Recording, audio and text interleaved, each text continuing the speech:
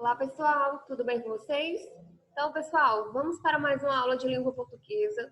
Nós veremos hoje outra temática, tá? Nós não falaremos sobre complemento nominal nem adjunto, tá certo? Nós falaremos sobre aposto e vocativo. Este conteúdo, ele é um dos mais fáceis que eu considero em relação à gramática, tá? Então, vamos entender o que é o aposto, o que é o vocativo, para que servem, tá? Então, vamos lá.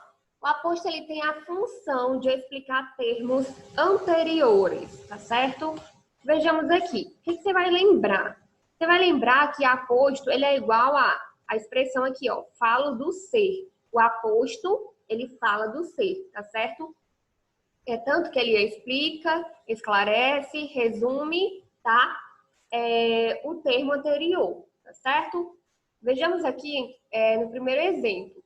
Paulo, como jogador, não virá. Então, quer dizer que pode existir aí outro Paulo, né, no time, mas nós estamos nos referindo ao que é bom jogador, tá certo?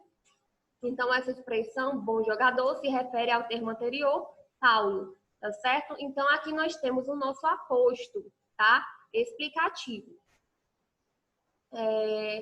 Vamos para o exemplo número 2.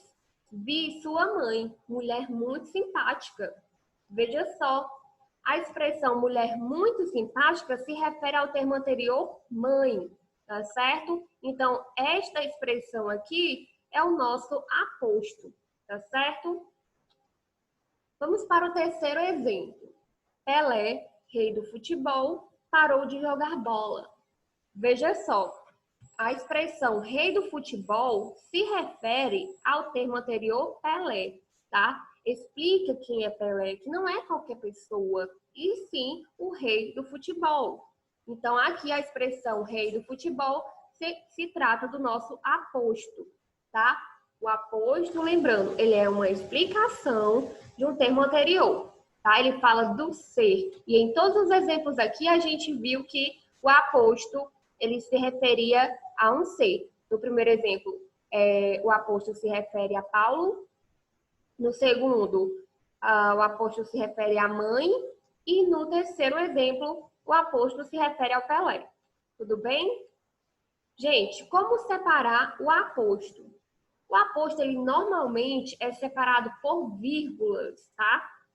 Ou 2 pontos, ou ainda o travessão, tá?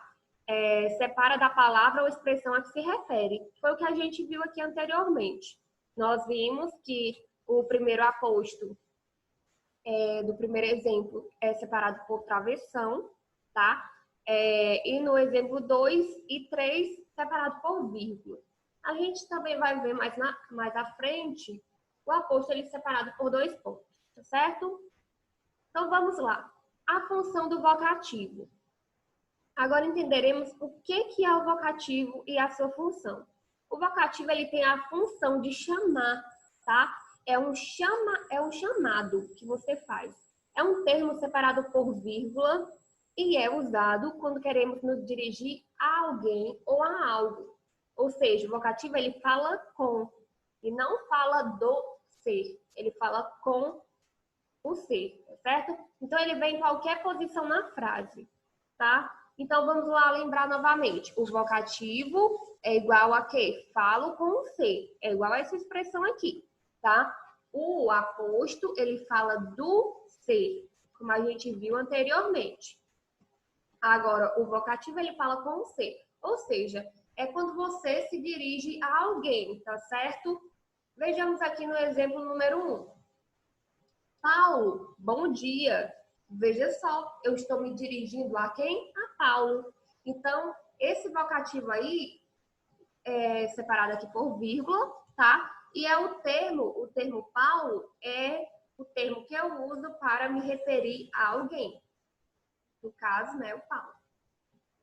No segundo exemplo, nós temos: ajude-me, Deus. Com esse problema, eu estou me dirigindo a quem, né? A Deus, tá? Esse ser divino. Então, Deus, aí, ele está separado, tá? E entre vírgulas, porque ele é o vocativo, é a pessoa, é o ser, né, a que eu estou me dirigindo, tá certo? No terceiro exemplo, vamos lá. Como vai, Dona Maria? Eu estou me dirigindo a quem? A Dona Maria. Portanto, né, se trata do vocativo, o termo Dona Maria, tá certo? Então, vamos lá. Tipos de aposto. Gente, existem alguns tipos específicos de aposto, tá? Então, vamos começar pelo aposto explicativo. Ele explica ou identifica o termo ao qual se refere, tá certo? Então, vejamos aqui. Dom João VI, rei de Portugal, nasceu em 13 de maio de 1667. Então, veja só, o aposto rei de Portugal se refere a Dom João VI, tá? Ele está explicando quem é Dom João VI, que não foi qualquer pessoa, tá? Ele foi o quê? O rei de Portugal, certo? Então, aí nós temos, nesse termo, rei de Portugal, o nosso aposto explicativo, certo? Nós temos também um aposto enumerativo, tá? Ele enumera, desdobra os elementos contidos em um só termo. Vejamos lá, no exemplo. Elas só queriam isto. Isto o quê? Aí, 2 pontos, começa a sequência de enumeração. Seria o quê? Respeito, reconhecimento e dignidade, tá? Aí eu estou explicando o que elas queriam. Então, veja só que aqui nós temos um aposto enumerativo, que dá uma sequência, enumera, tá?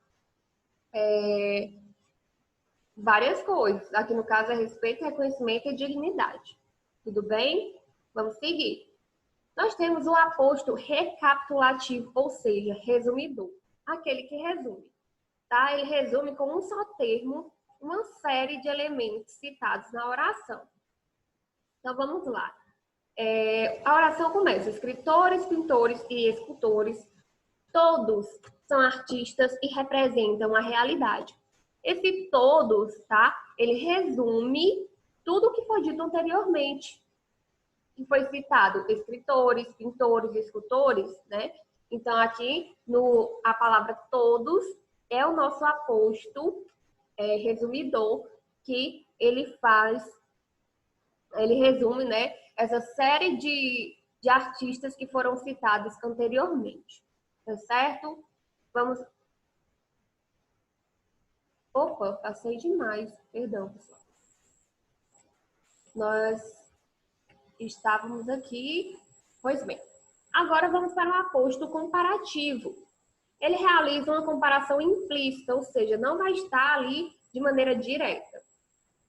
Vamos lá para o exemplo. Crianças, pássaros selvagens nunca deixam de surpreender. Então aí o aposto ele faz uma comparação, crianças, né, comparada a pássaros selvagens, tá certo? Então pássaros selvagens é o nosso aposto comparativo, ok? Vamos seguir. Aposto distributivo. Aqui nós temos a definição, tá? Que eu vou ler agora para vocês. Distribui funções, objetos, ideias, qualificações e etc. entre elementos da oração. Então, veja só. Pegue 2 pães, um para você e o outro para o seu pai. Veja só, a expressão um para você e o outro para seu pai, nós percebemos uma distribuição dos pães, tá? Um pão foi para a pessoa, né, o filho, e o outro foi para o pai. Então, aí nós temos um aposto distributivo, certo? Nós temos aqui, depois de 2 pontos, o nosso aposto. Nós temos também um aposto circunstancial, tá? esse daqui, ele indica, além da qualidade de um ser, uma circunstância de tempo, lugar, causa, etc. Porque pode expressar várias outras circunstâncias. Tá certo? Então, vejamos aqui no exemplo. Em criança, a sua vida passava mais devagar. Ou seja, que expressa uma circunstância de época, né? Quando era criança, a vida passava mais devagar. Então, aqui faz essa relação a tempo, não é verdade?